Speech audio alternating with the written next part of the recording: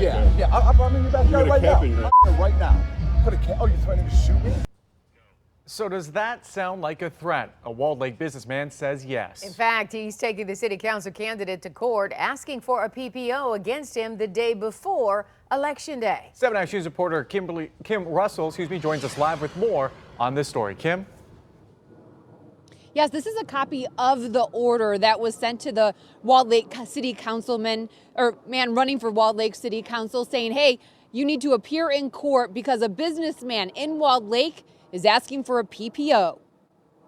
We got word about this order when a supporter campaigning for Jeff Rondo reached out.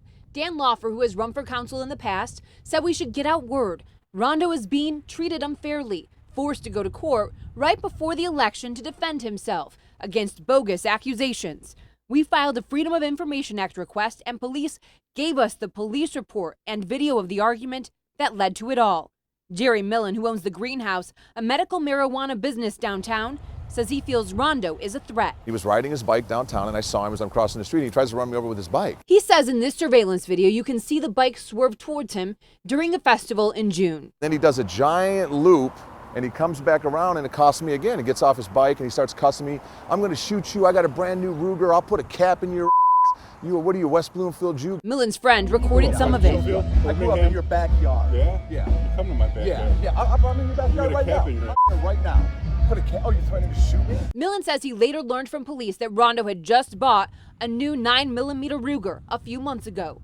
Millen says the two have had disputes since he started working on his business. Rondo at the time was an ordnance officer in Walled Lake. I have seen the video, and I did hear what he said to Mr. Millen, and I think it was a direct threat to him. Mayor Linda Ackley says she's concerned about the dispute.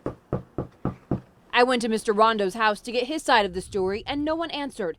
I reached out through his supporter, who said Rondo told him he did not want to talk to the media about what happened. But it definitely was not a misunderstanding. When somebody comes up and threatens to shoot you and call you a West Bloomfield Jew, that's way past a misunderstanding. So I read through this report that is all before the court, and in it, it says that a city attorney with Walled Lake did look over everything that happened and said that there wasn't enough evidence for there to be any criminal charges against Jeff Rondo. So now the question is there enough evidence to warrant a PPO? That will be decided next week in court.